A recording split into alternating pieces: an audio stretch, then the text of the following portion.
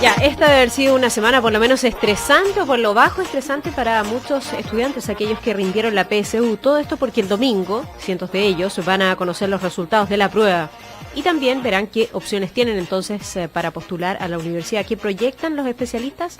Se lo vamos a preguntar a la directora del PREUNAV, Josefina Guerra, quien además es experta en PSU y educación de la Universidad Andrés Bello, y quien lideró un estudio que pretende anticipar las tendencias en los resultados que se verán este domingo. Josefina, bienvenida.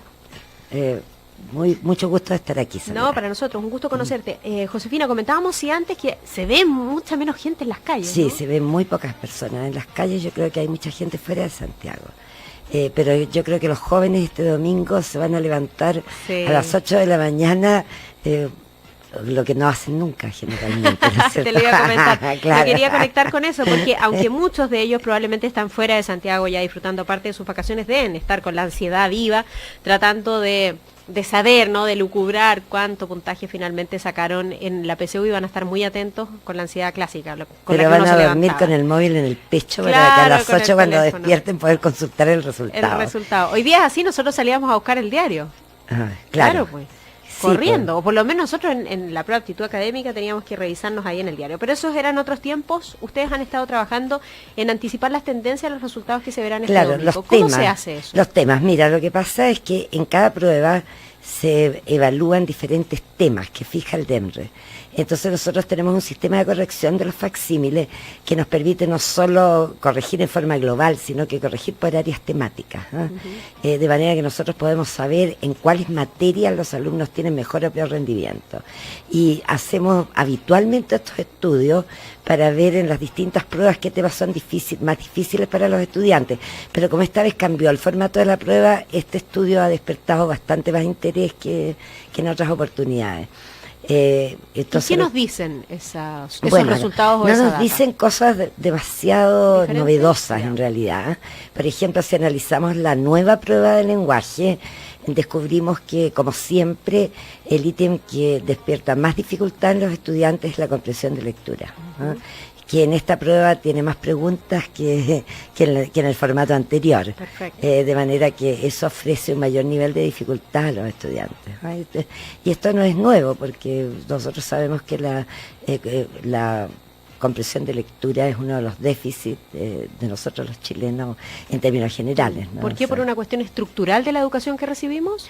Puede ser por eso, y también yo creo que esta puede ser una tendencia, digamos, en la que nosotros no estamos muy bien situados como país, pero también hay una tendencia mundial hacia un regreso a la cultura de la oralidad. Tendemos a ver la televisión, ver videos, ver películas, es decir, comunicarnos oralmente ahora con toda la tecnología, pero leemos bastante menos, ¿no? De hecho, los jóvenes tienen internet en sus celulares, pero no para leer, sino para chatear o para revisar el mail. Estamos leyendo muy poco en general, o al menos eso dicen las encuestas que se publican. Y los códigos del lenguaje escrito, el lenguaje escrito siempre es más elaborado y más sintético que el lenguaje oral. El lenguaje oral es más simple y más reiterativo. Entonces, si leemos poco y además nos cansamos al leer, fíjate que nosotros hacemos ensayos masivos y generalmente yo hago focus con algunos de los alumnos que han asistido a los ensayos masivos y después con otros a los que les hacemos reforzamiento y ellos se cansan de leer. Seguramente cuando llega a la prueba real tratan de leer todos los textos de comprensión de lectura, que en una prueba oscilan entre 7 y 11 dependiendo de la longitud. Pero cuando dan los ensayos suelen agotarse al punto de no terminar las comprensiones, un número significativo de ellos. Mira. Yo les comparo esto con la maratón. Les digo, si tú vas a correr la maratón, vas a hacer una carrera, tienes que entrenar, o sea, ser capaz primero de correr 10 kilómetros, después 20, después 30, en fin, pero tienes que hacer un entrenamiento. Pero no los 40 de un viaje, los 40 claro, de un viaje. Y no es posible, y la lectura solo se aprende, digamos, leyendo, y uno tiene que ir leyendo de manera que progresivamente sea capaz de leer textos de mayor extensión. Josefina, todos podemos especular respecto de los contenidos hoy día que tiene la PSU, si uno lee más se puede entender de mejor forma cuáles son las preguntas que se están formulando, hacia dónde están dirigidas esas preguntas, pero en términos un poco más globales, dada la experiencia que tienes tú con el trabajo de los estudiantes y de esta misma PSU, ¿es una prueba difícil la PSU? ¿Qué es lo que busca medir? ¿La acumulación de conocimiento, la misma comprensión que que tú Bueno, ya ya la estabas prueba mencionando? de lenguaje ya no mide conocimiento. Con este nuevo formato desaparecieron las 15 primeras preguntas. Lo que mide son competencias. Ya, competencias de redacción en forma un poco indirecta, porque tienes que ubicar conectores en oraciones que los han omitido, tienes que ordenar textos en forma lógica, pero básicamente de las 80 preguntas de la prueba, 55 miden competencias de lectura, es decir, la capacidad de comprender, analizar, evaluar, comentar un texto. Eso es lo que... ¿Y por qué miden eso? Porque se supone que en la vida universitaria el alumno aprende en gran medida a través de la lectura y que tiene que ser capaz de comprender lo que lee, digamos, de manera cada vez más sofisticada. ¿Y qué pasa con la ciencia, las matemáticas? No, en otras matemáticas pruebas se miden conocimiento, además de estrategias lógicas de pensamiento, ¿verdad? de resolución de problemas? Claro, resolución de problemas, en fin. Pero la prueba de matemáticas, con el nuevo formato, tiende al revés de la prueba de verbal, que ahora está midiendo más competencias y habilidades que conocimiento. La prueba de matemáticas, si bien suprimió algunos contenidos, diríamos que se hizo más compleja en términos de conocimiento. Y bueno, en la prueba de matemáticas lo que más les cuesta tradicionalmente a los alumnos es geometría.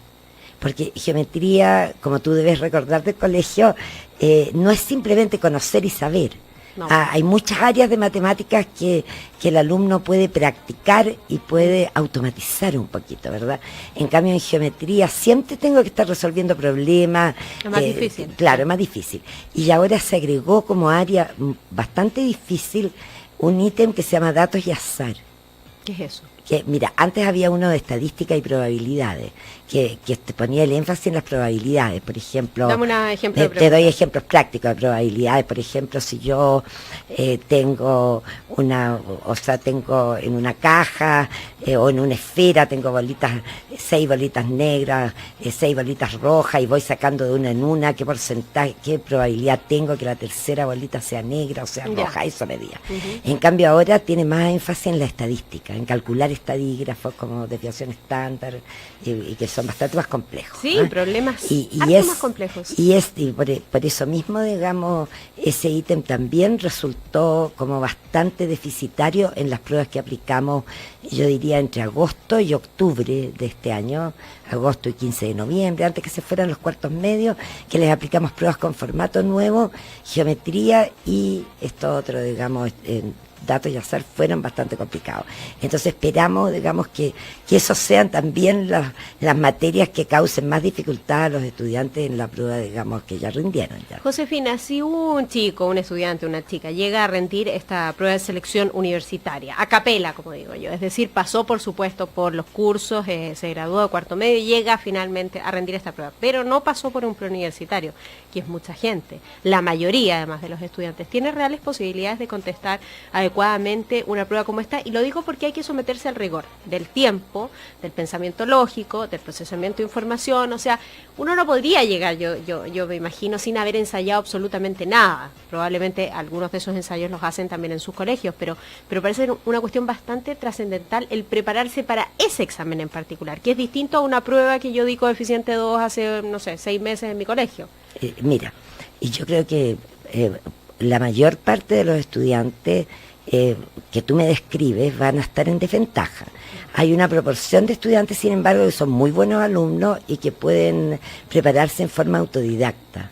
De hecho, nosotros el preuniversitario que tenemos en línea y gratuito, y hay un porcentaje no menor de estudiantes que solo usan esa herramienta y estudian ahí la materia, porque tienen la materia, ahí se ejercitan. ¿Y con buenos resultados? Con buenos resultados cuando son sistemáticos. Cuando son aplicados. Claro, sistemático significa que entran a estudiar en forma constante y se preocupan. Ahora, un estudiante que salió de cuarto medio y que no hizo absolutamente nada y se enfrenta a la prueba, bueno, por supuesto va en desventaja al lado de uno que se preparó. Pero su desempeño también va a depender de qué oportunidades tuvo en el colegio de aprender, es decir, de si vio todos los contenidos, de cuánto se aplicó, cuánto se acuerda de claro, eso. de cuánto se acuerda y por lo tanto si fue buen alumno durante los 4 años de educación media, o fue un poquitito pulmones vírgenes, como digo yo. ¿Hay una correlación en todo caso? ¿A los que fueron buenos alumnos les va bien en la PSU? En términos generales sí, pero no es una correlación del 100%. Hay algunos muchachos que son buenos alumnos y les va mal en el SEU. ¿Y por qué se produce ese fenómeno? Porque es un examen distinto. A veces, claro, porque es un examen diferente, y a veces porque no conocen todos los contenidos de la prueba.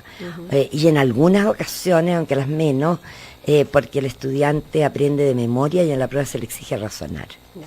Tenemos pocas herramientas para medir la calidad de la educación, o por lo menos los entendidos, los expertos dicen que no son las mejores herramientas para determinar qué tanto ha mejorado o empeorado la educación en nuestro país. Pero yo creo que un buen indicativo es saber si hoy día hay más alumnos alcanzando mejores puntajes o al revés. ¿Qué nos está diciendo la prueba, la del 2012, 2013, 2014, en la comparación que se puede hacer durante eso? Mira, la variación, aparentemente hay un progreso, pero es mínimo, digamos. O sea, no hay un avance significativo, ¿eh? Y tampoco esperamos que en esta prueba lo haya. Ahora, como en esta prueba no se va a descontar por las malas, y vienen contenidos nuevos que no venían, yo supongo que lo que se va a afectar son los puntajes máximos. Porque un máximo implica que yo contesté todo bien. De hecho, por ejemplo, fíjate que en matemáticas hace 4 o 5 años atrás aumentaron las preguntas de 70 a 75 y no cambiaron los contenidos. Y los puntajes máximos de matemáticas disminuyeron a casi 1/3 del año anterior. Perfecto. Entonces, si ahora hay contenidos nuevos, yo pienso que va a haber menos puntajes máximos, porque va a ser más difícil, ¿verdad?, que haya una cantidad importante de alumnos que lo contesten todo bien. Ahora, en lo que es el rendimiento, digamos, general o genérico, o sea, la curva de rendimiento de todo el universo de jóvenes que va a dar la prueba, es difícil saber lo que va a ocurrir, porque como no se descuentan ahora las malas, eso podría tener alguna incidencia en el resultado, ¿no? O sea, pero igual podría haber hacia arriba o hacia abajo. Nosotros vamos a tener la próxima semana ya los gráficos comparativos, claro, para ver qué fue lo que ocurrió, digamos, en esta prueba. Porque ahí tienen toda la información. Finalmente, Josefina, ¿qué podrían esperar hoy día los papás que nos están escuchando, que tienen hijos que rindieron la PSU? ¿Cómo enfrentar ese momento? Que es súper complejo también, porque uno dice no se les va la vida, chicos, tranquilidad, pero cuando uno tenía, la verdad es que esa edad se te iba la vida, sí. Si es que no alcanzabas el puntaje, al menos si realmente tenías las ganas y toda la expectativa de quedar en una determinada carrera, además en una determinada universidad. Hoy día tenemos mercado que pueda satisfacer las necesidades de todos. Mira, depende, pero no de todas las carreras, evidentemente. O sea, si no obtienes el puntaje que tú querías, naturalmente que va a haber una frustración. Pero los seres humanos tenemos que desarrollar tolerancia a la frustración. Para la mayoría no tendría por qué ser una gran sorpresa, porque la PSU tampoco se improvisa, es como el resultado de la historia de vida, digamos, de un estudiante. Ahora su importancia relativa es menor, porque la mayor parte de las universidades el ranking está pesando muchísimo, y eso tiene que ver con tu desempeño académico durante los 4 últimos años. Pero de todas maneras, ¿verdad?, si no se obtiene el puntaje que yo quería para estudiar la carrera Z en la Universidad F, y eso es lo que yo estoy empecinado, yo creo que lo que mejor resulta para que esa frustración se supere antes es tener de antemano conversado con la familia, con los papás, que tienen que ser muy reforzantes, un plan B, un plan C, ver otras opciones, no encerrarse en una sola alternativa, sino ver otras opciones. Y que los papás sean muy reforzantes, porque ya no es la hora ni de decir ni de poner cara de yo te lo dije. O sea, sirve poco eso, sirve muy de poco. Entonces ahora lo que hay que hacer es apoyar al joven y tener vías alternativas si no se obtiene exactamente lo que se quería. ¿Eres partidaria de preparar la prueba un año más, si es que se puede, si es que los recursos económicos alcanzan? ¿Y en qué caso? Si el joven está dispuesto, o sea, si el joven, digamos, realmente quiere darse esa segunda oportunidad, y la familia está dispuesta a apoyarlo, digamos, y él está dispuesto a hacer el compromiso de dedicarse todo el año efectivamente a mejorar su puntaje. A trabajar y mejorar su puntaje. Y para alcanzar lo que originalmente quería, sí, puede ser una buena opción. Pero también es una buena opción, o sea, explorar otra área. Si estoy muy lejos. Sí. Porque de un año para otro yo podré subir 100, 150, 200 pero no puntos. 400 Pero no 400 puntos. Entonces, si yo quiero estudiar medicina y estoy promediando 470, 500, no sé, también es bueno explorar otras opciones, ya sea universitarias o técnicas, ¿verdad? Te lo iba a mencionar, yo creo que las carreras técnicas además, bueno, tal como ha salido ya verificado en los diarios y en muchas encuestas que se han realizado, pagan muy bien y son técnicos que se necesitan además en nuestro país y que probablemente eso se considera mucho más en otras naciones, pero aquí es absolutamente necesario. Oye, y además te voy a decir, eso no significa que nunca voy a poder ser profesional, yo puedo llegar a doctorarme, porque doy una vuelta un poco más larga, puedo terminar una carrera técnica, hacer continuidad de estudios, Sí, pues. y llegar finalmente a donde quiero. No hay que entender la vida como algo lineal, sino más bien circular. Sí. Estuvimos conversando con la experta en PSU y Educación de la Universidad Andrés Bello, la directora del PREUNAP, Josefina Guerra. Josefina, muchísimas gracias y que tengas un gran término de año, un mejor 2015 además. Igualmente para usted que le vaya muy bien y que descanse para el año nuevo, o tiene pues. turno también. Tenemos turno. En la tele. Vamos a saludar a nuestros